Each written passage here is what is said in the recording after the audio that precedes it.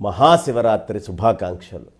మహాశివరాత్రి అనగానే ఒక అద్భుతమైన మహత్తరమైన ఏదో రాత్రికి ఈ గొప్పతనం ఉంది అని చెప్తున్నట్టు మనకు తెలుస్తుంది. ఏమిటి మహాశివరాత్రి? ఈ మహాశివరాత్రి యొక్క ప్రత్యేకత ఏమిటి? ఈ మహాశివరాత్రి పూజా విధానం ఏమిటి? మామూలుగా పండగలంటే సుష్టిగా భోజనం చేస్తూ ఉంటాం, కొత్త బట్టలు వేసుకొని భోజనం చేసి హాయిగా నిద్రపోవటం ఇవన్నీ చేస్తామే. మరి శివరాత్రిని మహాశివరాత్రి అంటున్నారు, పర్వం అంటున్నారు, పండగ అంటున్నారు. అన్నం తినకూడదయ్యా, ఉపవాసం ఉండాలి. లేదండి అస్సలు పడుకోవడానికి వీలు లేదు, రాత్రంతా నిద్ర లేకుండా జాగారంతో ఉండాలి. ఇలా అన్నం లేకుండా నిద్ర లేకుండా ఉండేటటువంటిది పండగ ఎలా అవుతుంది? జన్మకో శివరాత్రి అనే ప్రయోగం కూడా చేస్తారు.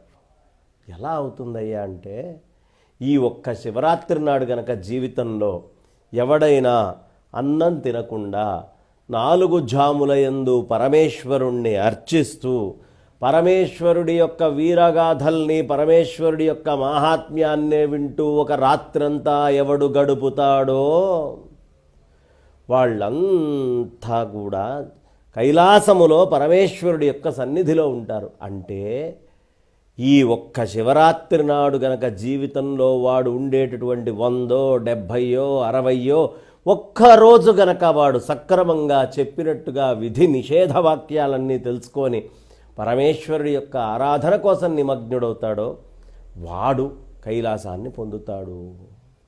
చూడండి, ఇన్నేళ్ళు బతుకుతాం, సినిమాల కోసం సమయాలు గడుపుతూ ఉంటాం, టీవీల్లో చూడటానికి మనం సమయం గడుపుతూ ఉంటాం, లేదు లౌకికమైనటువంటి బంధువులు మనకిష్టమైనటువంటి వాటన్నిటి యందు సమయం గడుపుతాం.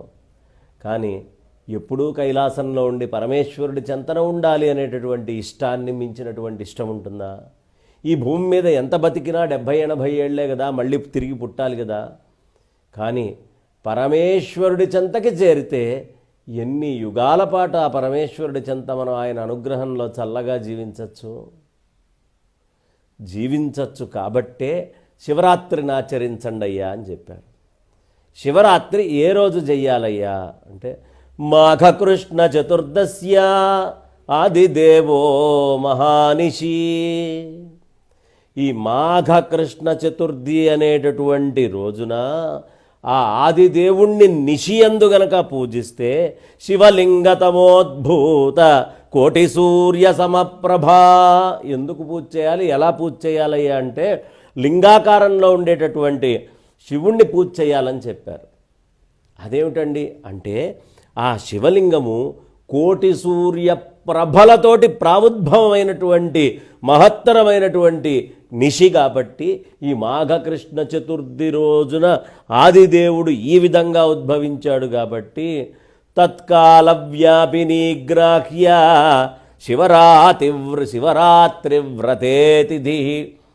అలా గ్రహించుకొని ఈ శివరాత్రి తిథి అనేటటువంటిది కనుక మనం చేస్తే చాలా విశేషమైనటువంటి ఫలం వస్తుంది అని చెప్పారు. అంటే మాఘమాసము, కృష్ణపక్షము, రాత్రి లింగోద్భవ కాలానికి ఉండేటటువంటి చతుర్దశి, ఈ 3 ఎప్పుడు కలిస్తే అప్పుడే శివరాత్రి అని చెప్పారు. కాబట్టి ఇలాంటి ఈ మహత్తరమైనటువంటి శివరాత్రి వ్రతాన్ని ఎలా ఆచరించాలి, ఇవన్నీ కూడా మనకు అనుమానాలు ఉంటాయి. ఇవి తీర్చడం కోసమే పార్వతీ అమ్మవారు అక్కడ కైలాసంలో ఉన్నారు. ఆవిడ వెంటనే పరమేశ్వరుణ్ణి ప్రశ్న వేసింది, నాథ బాగుందయ్యా మీరు చెప్పింది, కానీ ఈ జనాలందరూ ఈ కలియుగంలో దారుణమైన పరిస్థితుల్లో ఉంటారు, క్షణమాత్రంలో మహాపాపాలు ఘోరాలు అన్నీ కూడా ఆచరిస్తూ ఉంటారు.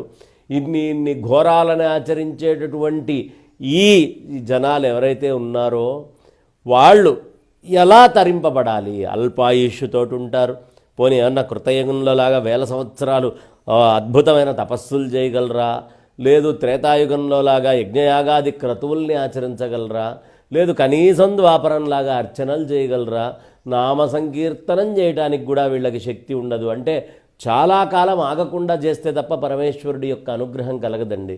పరమేశ్వరుడైనా విష్ణువైనా చాలా కాలం ఒక సాధనగా దీక్షతోటి చేస్తూ వెళ్తే అప్పుడు మన యొక్క అనుష్ఠానం నచ్చి వాళ్ళు అనుగ్రహిస్తారు. కానీ పరమేశ్వరుడు వరమిచ్చాడు. ఈ శివరాత్రి నాడు తెలిసి చేసినా తెలియక చేసినా ఉపవాసం ఉండి జాగారం చేసి పరమేశ్వరుణ్ణి అర్చించేటటువంటి వాళ్ళు ఎవరైనా కైలాసానికి వెళ్తారు అని. మరి నాథ, ఎలా మేము అందరూ ఉద్ధరించాలి జనాలు, ఆ విషయాన్ని తెలియపరచండి అని అడిగితే ఆయన చెప్తారు, దేవి, మహాశివరాత్రి వ్రతమని ఓ వ్రతం ఉంది. అది మాఘకృష్ణ చతుర్దశి నాడు సాయంత్రం 12 గంటలకి తిథి ఉన్నటువంటి రోజు కింద లెక్క వేస్తారు. ఆ రోజు ఎవరైతే 4 జాముల పాటు స్వామివారిని అర్చిస్తూ ఉంటారో, 4 జాముల పాటు స్వామి యొక్క అనుగ్రహం కోసం పరితపిస్తూ ఉంటారో, ఈ 4 జాముల్లోనూ ఆ పరమేశ్వరుడి యొక్క అర్చనను చేస్తూ ఉంటారో వాళ్ళందరూ కూడా కైలాసానికి వచ్చి తరిస్తారు.